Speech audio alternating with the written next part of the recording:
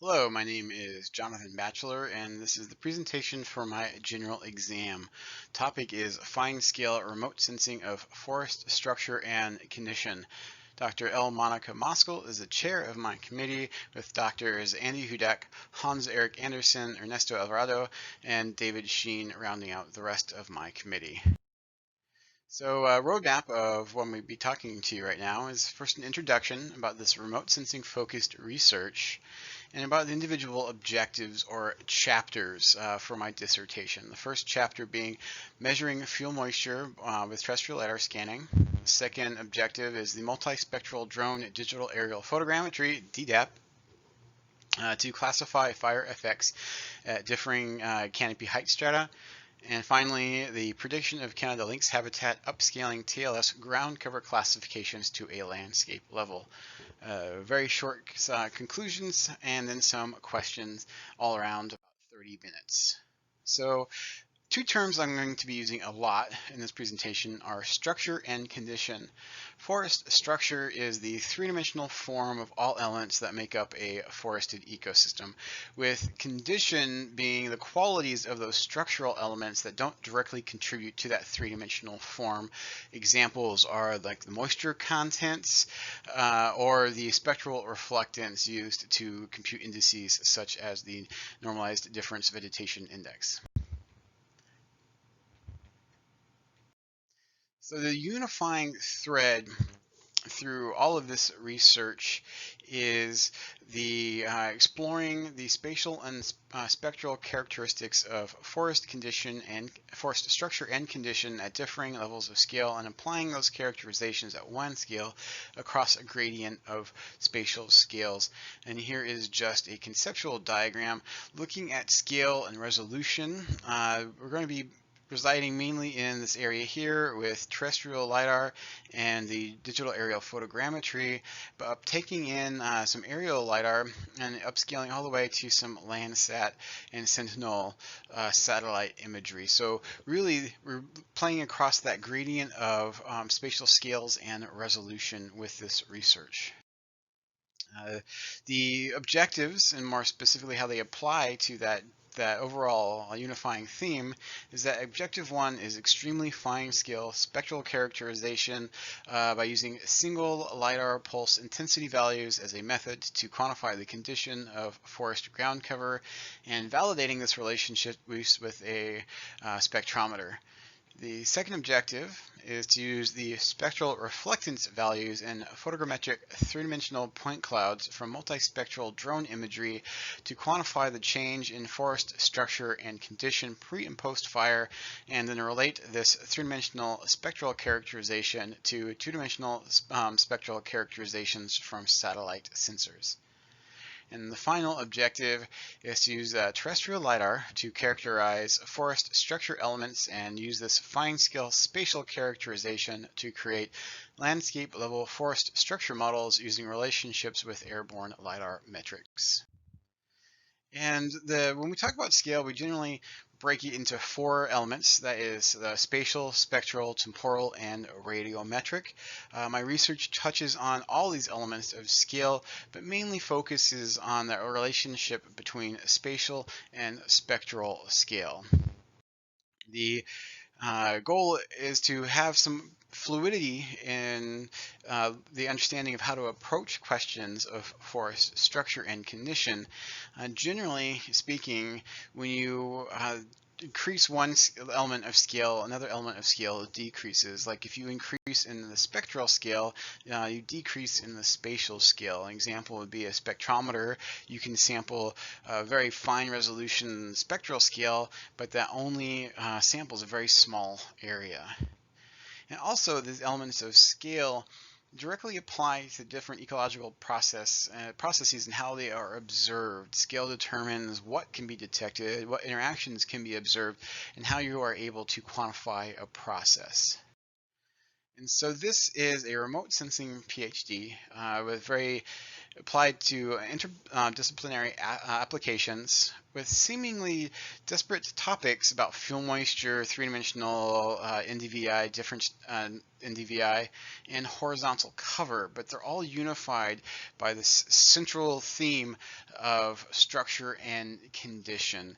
And just conceptually, I'm trying to convey that each of these spatial scales operate at different scales, but they very much are connected and create a synergistic larger whole. So objective one is the terrestrial laser scanning for fuel moisture characterization. And why do we care about fuel moisture?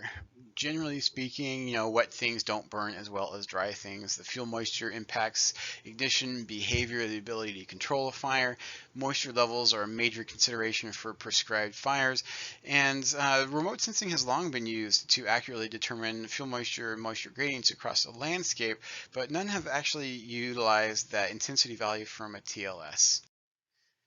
The TLS is important because it operates in near infrared, the wavelength of the laser light. And if you look at infrared and moisture, we see that right in this section of the near infrared and electromagnetic spectrum, the reflectance decreases in the near infrared as the moisture increases. So this is the fully saturated content. It very absorptive of the near infrared wavelengths, and the material becomes more and more reflective as it dries out. Spectral indices from satellite imagery, such as the Global Vegetation Moisture Index, use this relationship, and more recently, drones with shortwave infrared cameras have been used to detect these moisture gradients as well. So for this objective, the main questions are, is there a relationship between the spectral reflectance at 1550 nanometers as measured by a spectrometer and moisture content of material? Given that near infrared is absorbed by water, is there a relationship between fuel moisture and LiDAR intensity returns? Is there a difference in the relationship detected depending on if a time of flight or phase shift LiDAR unit is used? Does the distance and angle of the LiDAR pulse relative to the sample change the relationship between LiDAR intensity and fuel moisture? And does the type of fuel change the relationship between LiDAR intensity and fuel moisture? And these are all questions that really get at that condition question. So for this study, we used 4 different leaf types: Douglas fir, ponderosa pine, longleaf pine, and southern red oak. We had 2 controls, pine boards and fabric mesh. We want to be able to tip the samples at different angles. You can't really do that with a tree full of pine needles. And we also used 2 different TLS scanners, a Faro phase shift and a Regal time of flight. We had different scan intervals where samples were fully saturated with water, taken out, immediately scanned, and then scanned at different time intervals until they eventually dried out. And the final scan was like an oven-dried sample. And that location is at 3 meters, 6 meters, 9 meters, and 12 meters from the scans. And overall, combining all of the different sample types, we were right around 12,416 different samples used for this research. This was a lab-conducted experiment. The spectrometer was very telling. It created a large spectral signature for each material. That highlighted section right here is that 1550 nanometers, and you can see each material has that really large separation, a large gradient value between the fully saturated and the dry materials right there at 1550 nanometers.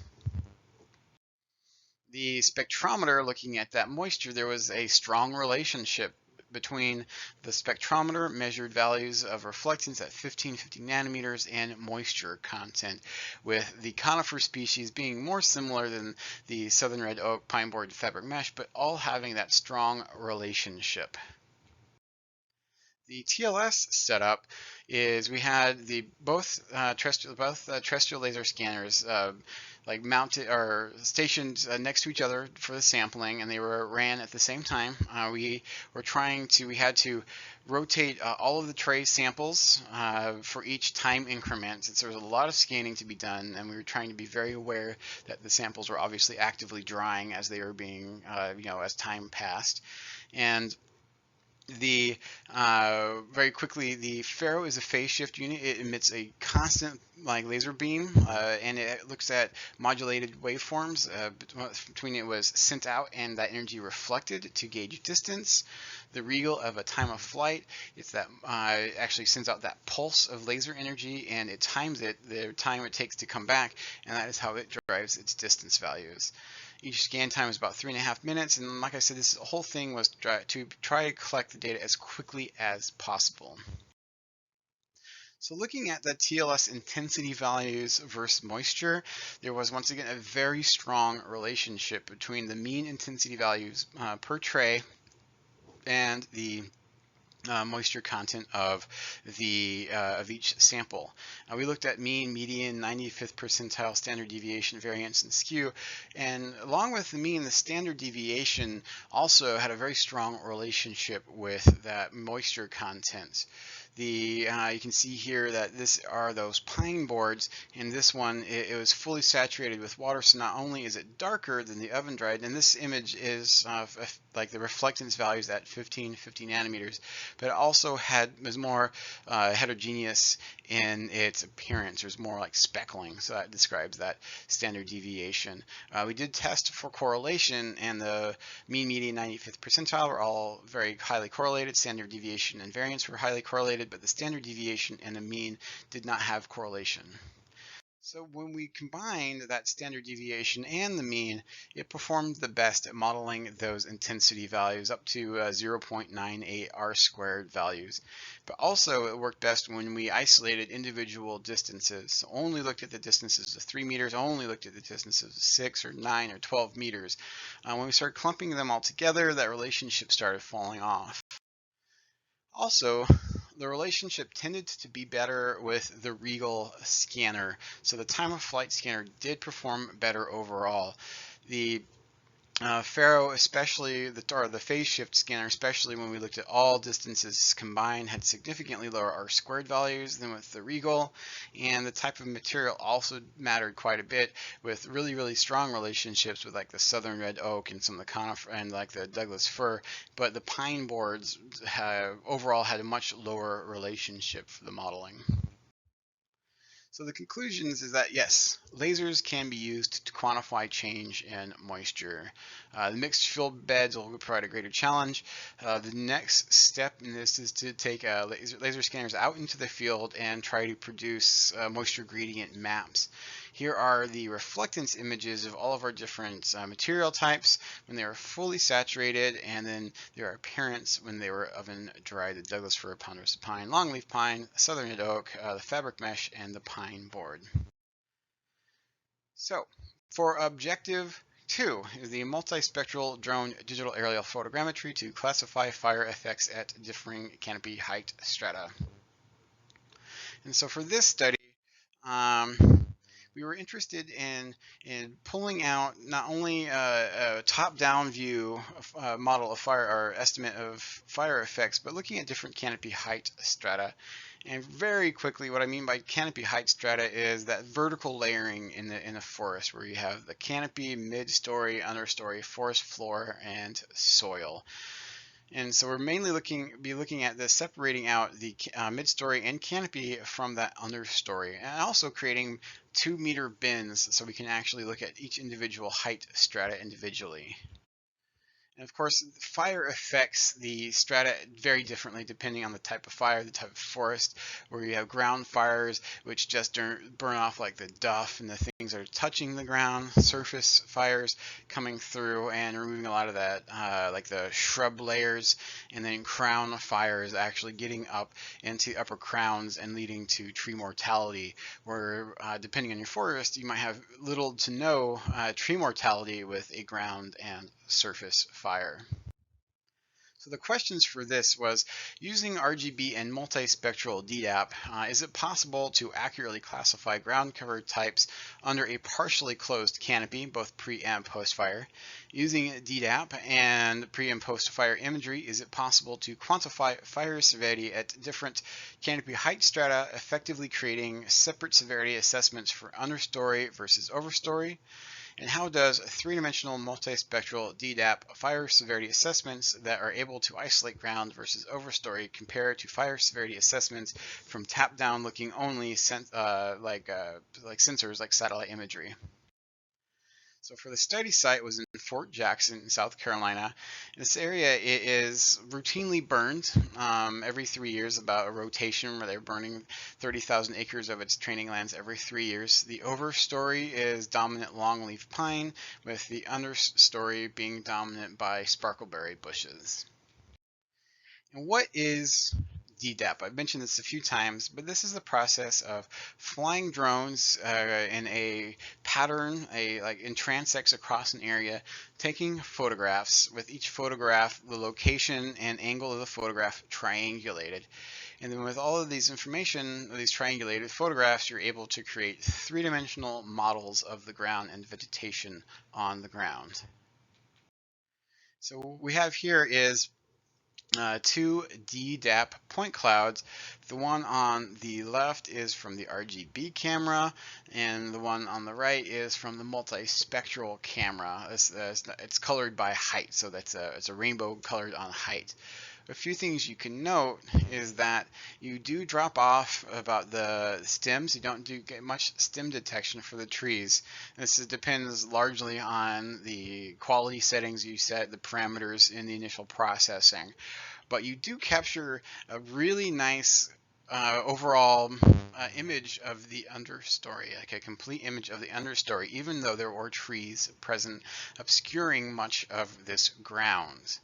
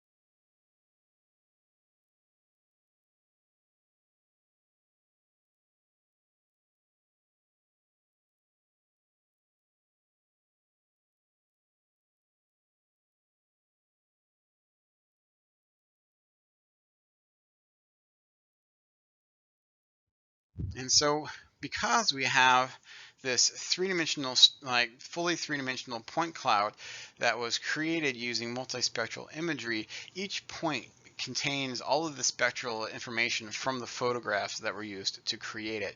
So you can actually create strata bins, and these are 2-meter bins above the ground, where you can isolate all the vegetation below 2 meters, all the vegetation below 4 meters, or specifically the bins that relate to the upper story, like the overstory canopy. And as an example visually of what this looks like, this is the before and after fire, or sorry, before and after images of a fire where the trees are still present. So this is a normal top-down view, as if you were to be in an airplane looking down. We can isolate the ground for those point clouds, and this is that top down looking, like with the trees intact, and then this is with all of those trees removed. So we're only viewing the understory here. Of course, there's shadows are an issue, but shadows can be dealt with, unlike if you just have if it's completely occluded by the tree above it. And this is the understory only before fire, understory only after the fire, after the prescribed burn. And because we're able to capture just that understory with the removal of the overstory, we're able to do that classification. This is a very simple classification where we were looking at things like bare soil, leaf litter, herbaceous vegetation below below half a meter, and the blue shrubs that were the taller than half a meter, but under 2 meters tall, by getting that height information from that three-dimensional point cloud. The shadows here, these are the trees. These are all of the areas that are totally occluded and you can't see through if you were looking straight down from the top. And so you're getting this classification map with a much higher detail than you'd be able to if you were just looking straight down. And this is that three-dimensional information because each point has all of that spectral information. You can do things like three-dimensional point clouds of NDVI. And this is the pre-fire, pre-burn, and then the post-burn fire, where you can see that overstory really didn't have much change, visually didn't change much with the NDVI values, but if you look at that understory, there's a dramatic change reflecting the fact that it burned.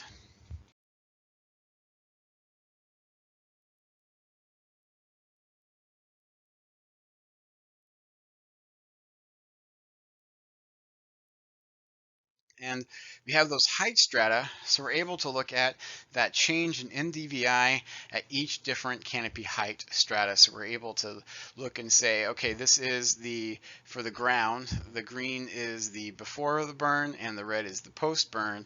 And you can see that huge shift down in the NDVI values as one way of measuring the fire effects, and that shift slowly dissipating and changing as we get up into the upper canopy.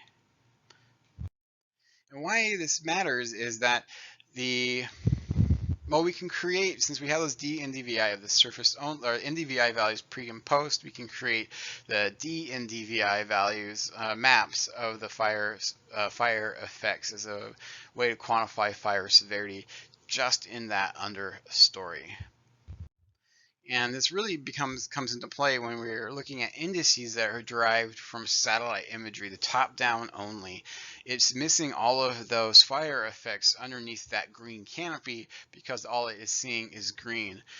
We don't have much results yet for this part of this, but we're going to be looking at, what would be the DNDVI values of the top-down versus only the understory to get an idea of how much these top-down sensors, the satellite and sensors, are underestimating the burn severity of the understory in a fire situation. So the deliverables for this objective is a solidified method to classify ground cover and surface fire effects under tree canopies using drones, ability to quantify fire effects by canopy height stratum, and the assessment of how top-down views underestimate surface fire. Objective 3. Prediction of Canada lynx habitat, upscaling TLS ground cover classifications to the landscape level. So the structure requirements for lynx are pretty specific. They like things that are dense and brushy, directly related to areas preferred by the snowshoe hare. The current methods of quantifying the horizontal cover for an area related to lynx habitat is by use of cover boards. This is an example of what a cover board can look like. They placed cover boards at 14 meters, looking at a height range between 1.5 to 2.2 meters, and areas that have a 90% horizontal cover within that range are considered to have sufficient horizontal cover for lynx. So the questions for this objective is that using ground classifications from fine scale remote sensing as training data, can horizontal cover be inferred at a landscape level using airborne LiDAR and aerial imagery? And can LiDAR intensity values or associated RGB values from concurrently captured photos help inform horizontal cover characterizations by differentiating between cover types, stem, leaf, dead veg, etc.?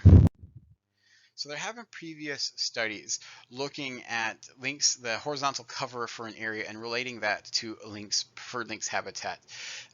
What is fundamentally different between these previous studies is that they were reliant upon horizontal boards, or like the cover boards, to make that initial assessment of horizontal cover, and then using those values to associate with airborne LiDAR.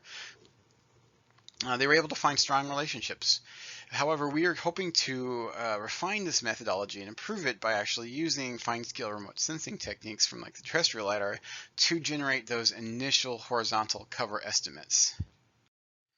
In the study area here, it's sites within the Washington DNR Links Management Area. There are 81 potential sites. Majority of them have been previously measured for things like the DBH, tree count, tree species, etc. We have ranked the sites based on a priority with the getting a gradient of forest types and the most recently sampled and measured sites as the highest priority. Not all will be able to be visited just by constraints of time and seasonality, but we hope to get as many done as possible. So for the terrestrial LiDAR scanning, we will have scans at the plot center and then radiating out from that plot center roughly about 10 meters and roughly 3 equidistant points will be taking perimeter scans. The location and distance of the perimeter scans has to have some wiggle room in it in case there's a tree or a large clump of bushes or something. So priority for the scan placement really is view shed, that you're able to view the entire area. And the plot centers will be marked with orbs to help identify the plot centers. This is a two-dimensional planar view of one of the scans that will be used for the study. And we're going to be looking at multiple different techniques for that, how to best assess that horizontal cover. What I'm calling the digital cover board, using depth and openness matrix, voxel counts, and whatever the best method is will be determined depending on what methodology best describes the variation between plots. And this is most likely will be done with a multivariate analysis, because we're going to be throwing a whole bunch of different metrics at it and figuring out which one separates out those plots with the furthest on on an axis of differentiation. Also looking at which which TLS metric can be modeled to have the strongest relationship with some of the airborne LiDAR metrics, and also if the methodology becomes overly complex, then it might be less useful to be applied on a management level. So that digital cover board is looking at, here is a intensity, like a two-dimensional intensity image of a terrestrial LiDAR scan. And we're able, with all points present, we're able to do things like remove all points that are greater than 20 meters away, all points that are greater than 10 meters away, and all points that are greater than 5 meters away. And you're able to look at this and have an objective assessment of exactly, if we put in a bin here right at that 1.5 or 2 meter height, exactly how much area in a 360 view is visible from an observation point. And these are three-dimensional or a spherical image that are just projected down onto a two-dimensional plane. The depth and openness metrics are a bit more complicated, because we're doing things like slope correcting and then looking at each height bin, each height layer, and creating metrics for what is the average pulse distance. How far is something on average away from that center point? And then the openness is, was the point returned at all? And these can be used to derive these sort of depth and openness signatures across an area. And we're hoping to see if we can pull out some of the depth and openness perhaps combined as a predictor for horizontal cover to find that relationship with airborne LiDAR. The last method would be the voxel count, where we are looking at actually creating a three-dimensional bin, a gridding of all points within a certain, certain radius from the center scan point, and looking at for each bin, each voxel, each cube, was there at least one point present? And there's a lot of refining in this, because how big is the cube? Is the cube like 1 centimeter? Is the cube 10 centimeters, or like half a meter?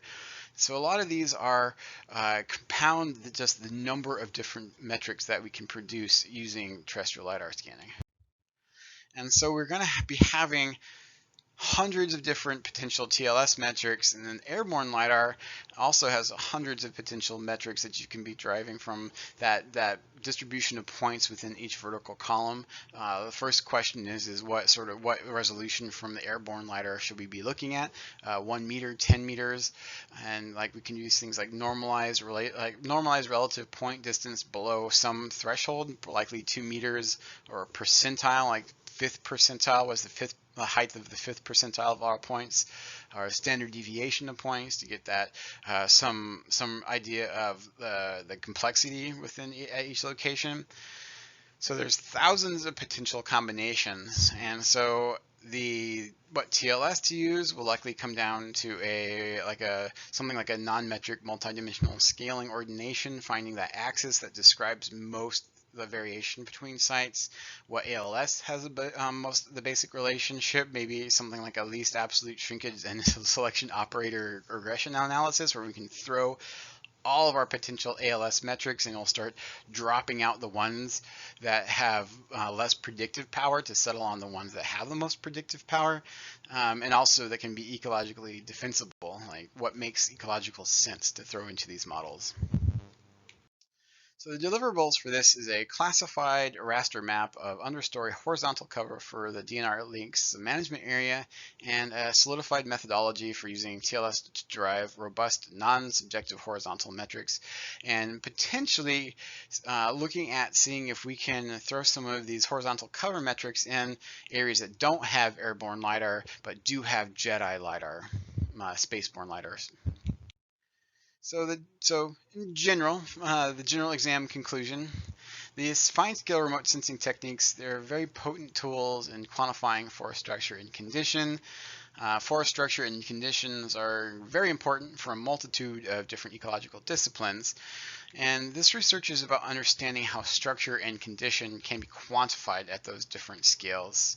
This is very much a remote sensing PhD with a focus on forested ecosystems, versus being like a PhD for fire ecology or wildlife habitat modeling. I don't pretend to fully understand those elements, but I hope to demonstrate mastery of fine scale remote sensing techniques in that ability to look at differing scales and figuring out what is most appropriate and how to do it. So for acknowledgements, of course, my committee that I've named before, and for each individual chapter objective, for the TLS Moisture, Susan Pritchard, Eric Rell, Deborah Niemans, James Cronin, Jesse Thornton, and Nick Tripoldi. The DDAP, Akira Kato and Molly Herzog, and the links cover Peter Gould and the DNR field crew.